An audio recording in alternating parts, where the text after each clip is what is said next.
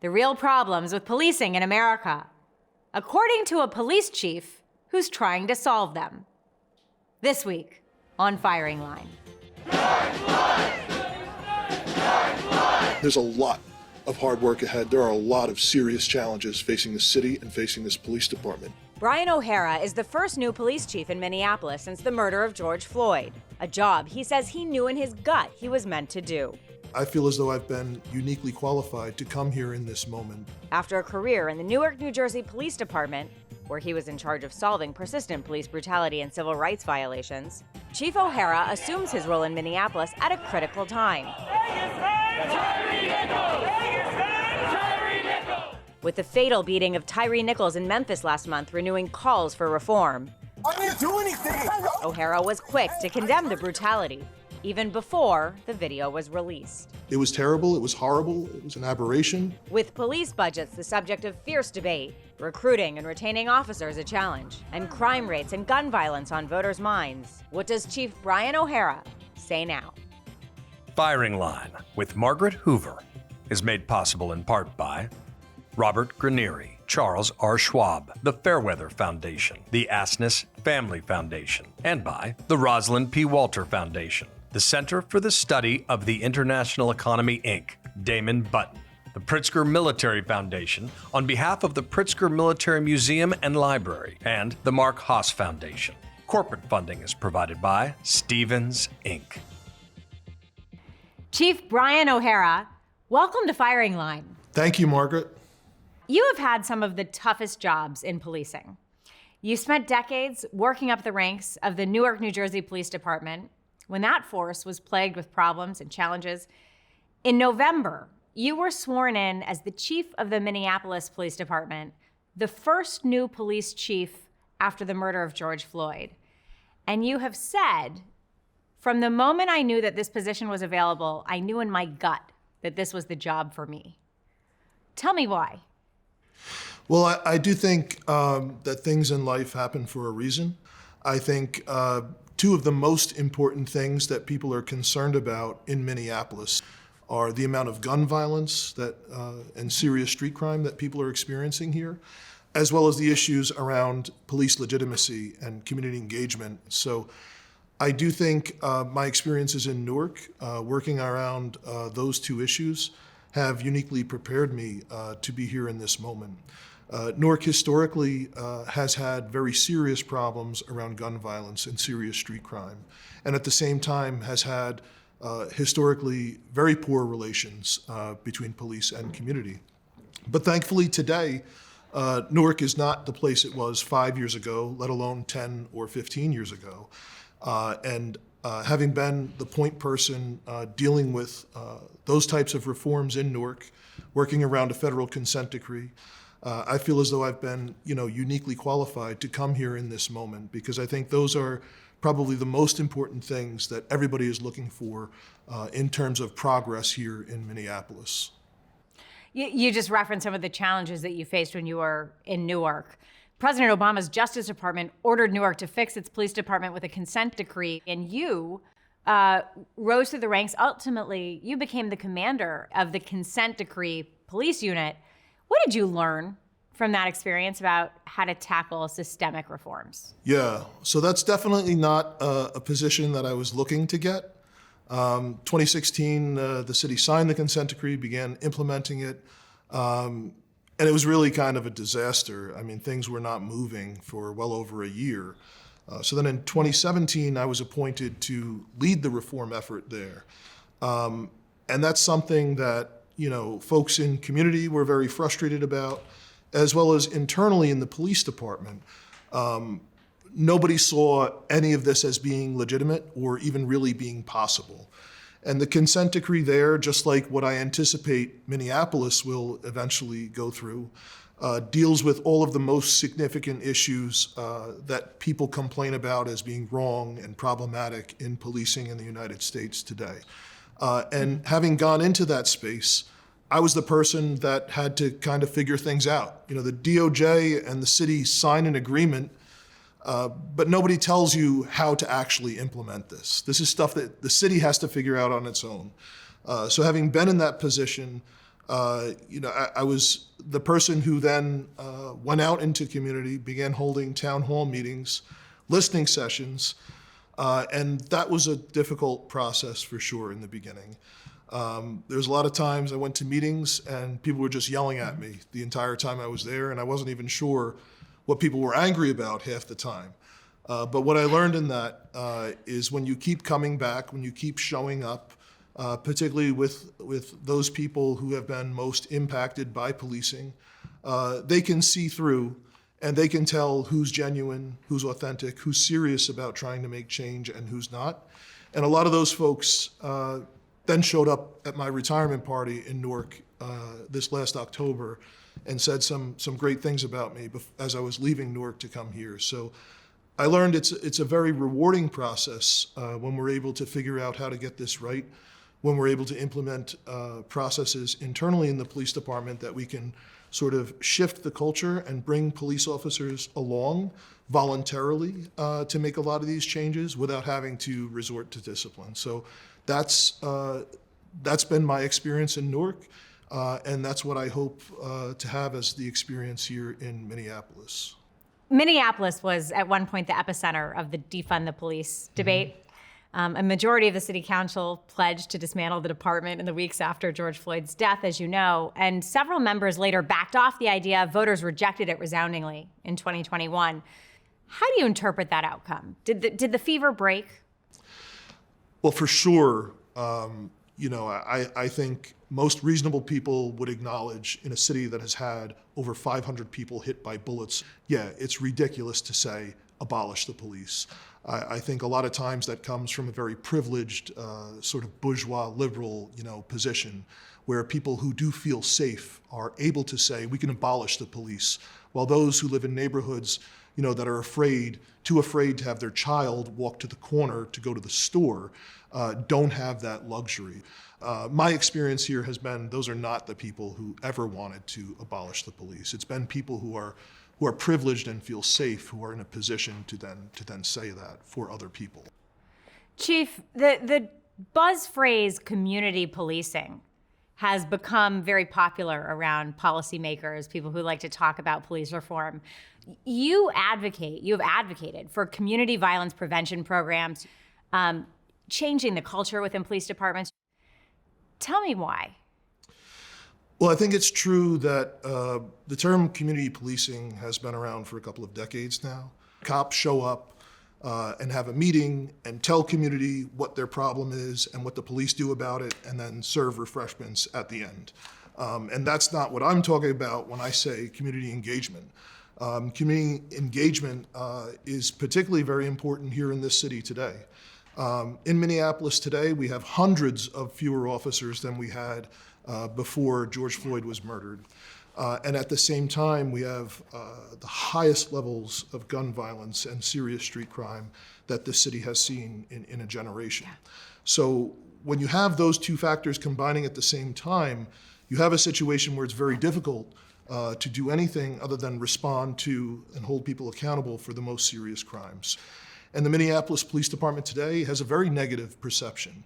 And I think it's very important that we do things intentionally to engage so that particularly young people in this city can see police officers present in their community in non-law enforcement settings. The reality about being a cop is, mom and dad do not call me over to the house to talk about how well the marriage is going. We show up and we get called when things are at their worst.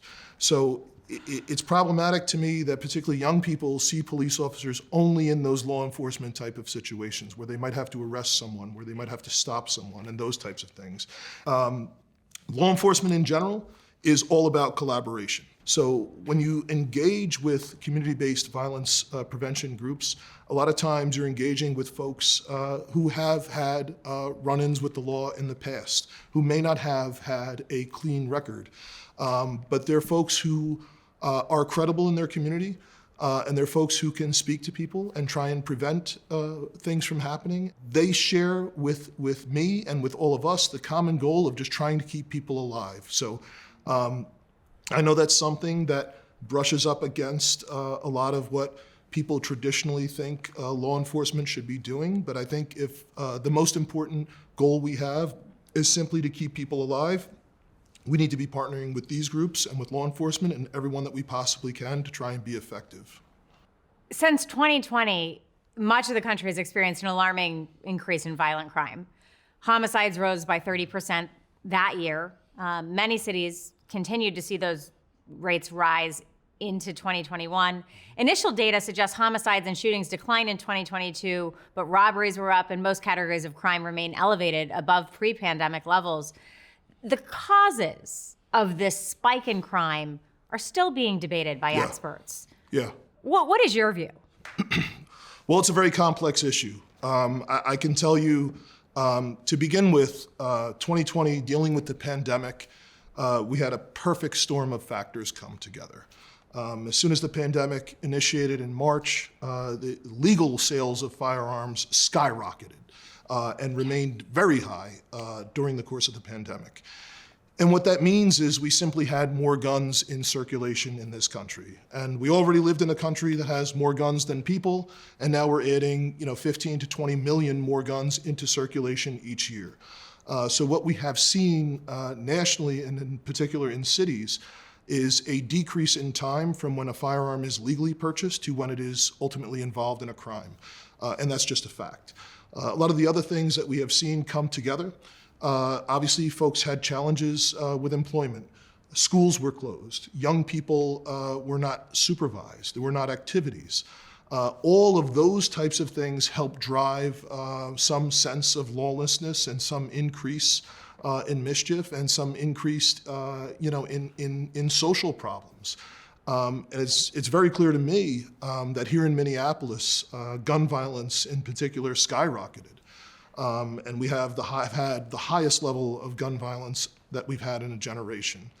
But I'm thankful because of the collaborations that we have, both with our law enforcement partners and with community, we were able to end this year with, despite having hundreds of fewer police officers, we ended the year recovering the most illegal guns in this city ever and had well over 100 fewer victims of gunshot wounds in this city. And while, there's still an outrageous number of people who are shot in Minneapolis, I still think it's important to note that over 100 fewer families this year were affected by violence. So what's the bottom line? Are you saying if there were fewer guns, legal and illegal, we'd have less gun violence, no question? I think the bottom line is we have to acknowledge that guns are designed to kill people. That's what they're for. And yes, having more guns legally available in circulation has more guns that are available than to be stolen, to be lost, to wind up in straw purchases, to become involved in crimes. And it's been very striking to me, being new in this state, in this city, just the incredible amount of guns that are available in circulation here. And sometimes it feels almost like we're just not making a dent in the problem because, when people live in a situation where they feel unsafe, where crime is higher than it had been before, I think we will wind up having more people carrying guns, including people who would not normally carry them, simply because they feel afraid. And I think we have to acknowledge that the presence of a firearm, increases the risk of someone being hurt. It increases the risk of a child getting it. It increases the risk of someone committing suicide. It increases the risk of that firearm being used when there is some minor conflict. And that's what we see play out in the city. And that is literally a matter of life and death here. On January 7th, FedEx employee Tyree Nichols was beaten by 5 Memphis police officers during a traffic stop. 3 days later, he died in the hospital. Body camera footage and surveillance footage was released less than 3 weeks after the incident occurred.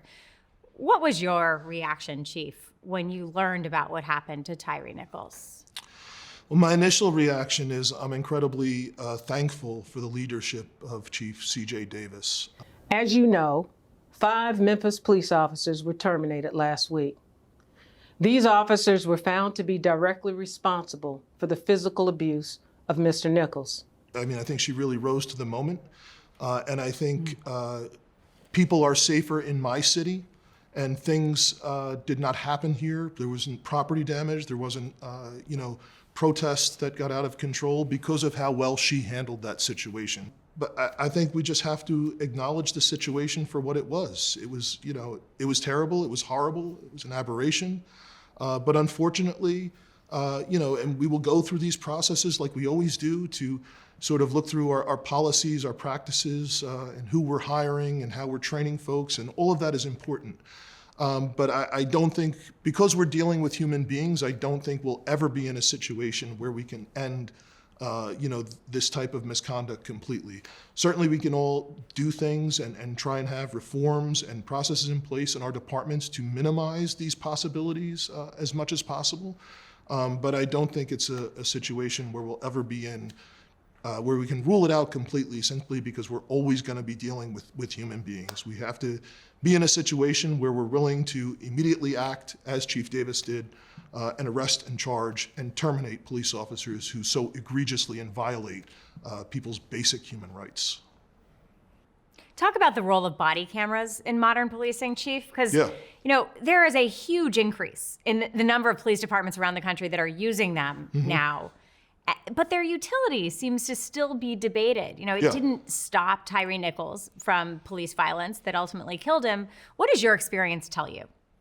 My experience when I took over the consent decree implementation in Newark, the body-worn camera program there was a disaster because nobody was checking. And so when I began to check, I learned that cops were learning that nobody was checking if they didn't record an incident, and there was no consequence for it. So it was a very, very low level of compliance. So you have to ensure that you have very robust and quick auditing processes in place to ensure that there's basic levels of compliance, that officers are recording the things that they're supposed to record. They're continuously recording throughout the duration of the incident. They're not shutting the recording off early. When cameras are implemented appropriately and when there are robust accountability processes in place to ensure their implementation is in accordance with policy, what I have found is the vast majority of the time the cameras actually help police officers way more than they hurt them.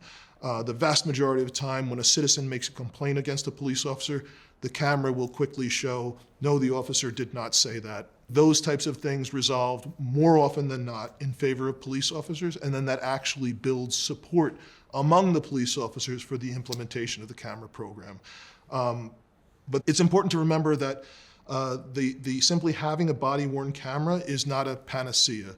It is not the complete viewpoint. It is a very limited viewpoint.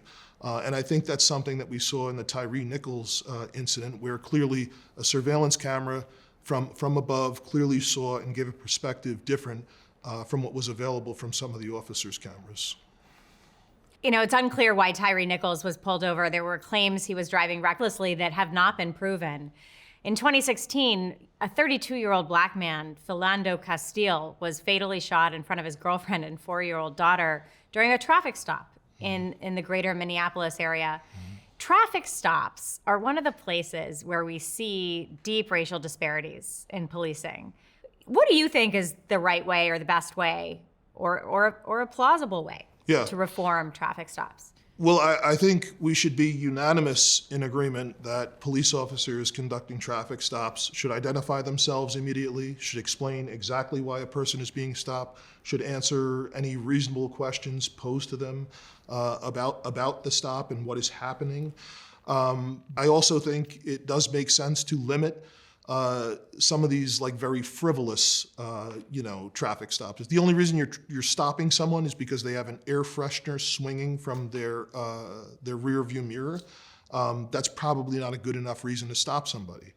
At the same time, we have a lot of shootings that result from people going to cars to retrieve a gun, and a lot of guns that are present in vehicles that are then involved in shootings. So it is a balance, and a lot of common complaints that police deal with is folks complaining about people speeding through their neighborhood, driving recklessly, and so on. So I think there's ways to conduct traffic stops, lawfully, and that can help build some sense of legitimacy for what police are doing. Give people a break and have someone leave the situation actually feeling better about us than they did beforehand. And at the same time, that still addresses a very real need that community has in terms of both traffic safety and law enforcement. President Biden has called on Congress to, quote, do something on police reform in his most recent State of the Union address. And federal legislation on police reform has failed at the federal level, since George Floyd's murder. One of the sticking issues is a disagreement over ending qualified immunity. This is the policy that shields law enforcement officers from liability in civil lawsuits. Republicans have been concerned that ending qualified immunity would hurt already challenging police recruitment efforts. And since 2020, Minneapolis has lost, you referenced recruitment challenges. Since 2020, Minneapolis has lost about 300 officers due to resignations, retirements, disability, and you've had difficulty replacing them. Yes. From your perspective, would ending qualified immunity make it harder to recruit? Yeah, absolutely. Ending qualified immunity, I think, both will not solve the problem people are trying to address, which is police misconduct, and it also will exacerbate the problem of not being able to, attract and retain qualified people who represent community values. I think the reality of the job here today is that everything is under a microscope. Our police officers they're not attorneys, they're not social workers, they're not, PhDs, but they are constantly called into situations where everything is recorded and they are expected to act perfectly. That's the reality. And they know if they make a mistake that may be perceived as having been reckless or may be perceived as a decision in the spur of the moment that was not reasonable, they may face criminal consequences for that decision. And that's very real. And that's right. That's what the law is in this country, and that's what the standard should be.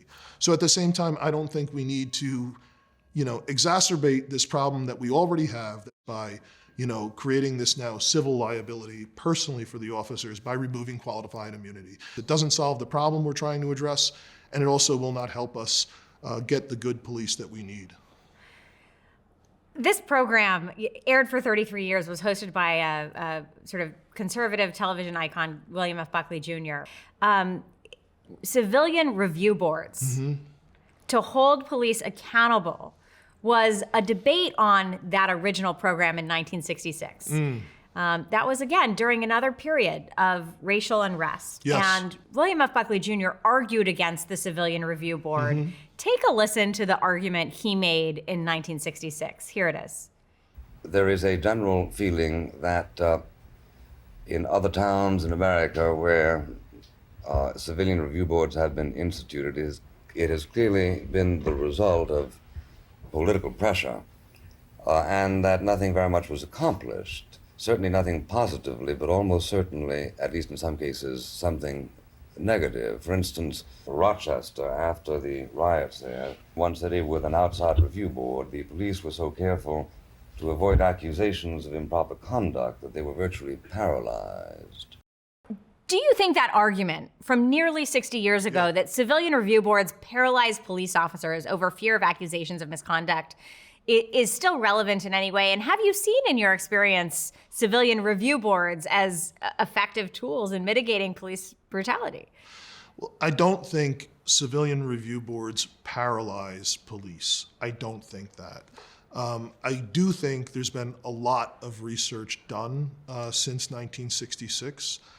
And I think there's kind of a consensus that perhaps for many of the reasons Mr. Buckley mentioned, the political influence on these boards and so on, that perhaps a more effective form of oversight would be civilian or independent auditing of these types of police functions. And some review boards have that authority. My opinion is that type of review and authority could actually be more effective than simply having a civilian complaint review board that sort of does all of this work itself and administers discipline. Chief, this is personal to you. You've made your life as a police officer. Your wife is still, as I understand it, a Newark, Yes, she New is. Jersey police She's officer. a lieutenant. She's also Black and Muslim, and I understand she's finishing her tenure before joining you in Minneapolis. What is the key ingredient for a leader who wants to restore trust between a department and the community? I think what I learned in Newark is what I'm trying to do here, and I think the key ingredient is that presence is powerful, and that means I have to be present in communities throughout the city as much as possible, so that people see me, that they can get some sense of authenticity from me, but also to be present in the police department. Since I've been here, I make it a habit to ride in a marked squad car around the city. I respond to calls for service and backups when police officers call for help, so that the cops see that I'm not afraid to do the job. Chief Brian O'Hara, thank you for joining me on Firing Line. Thank you for what you're doing. Thank you for having me, Margaret.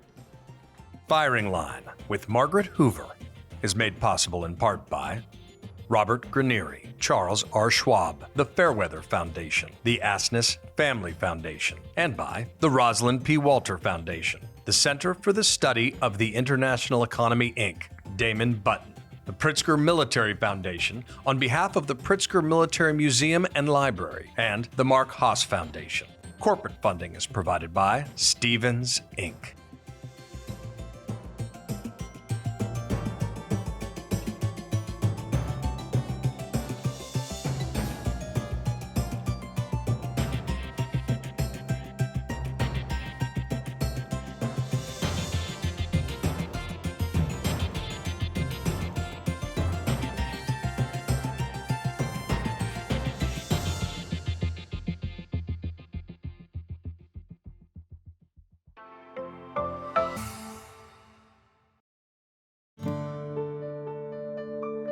You're watching PBS.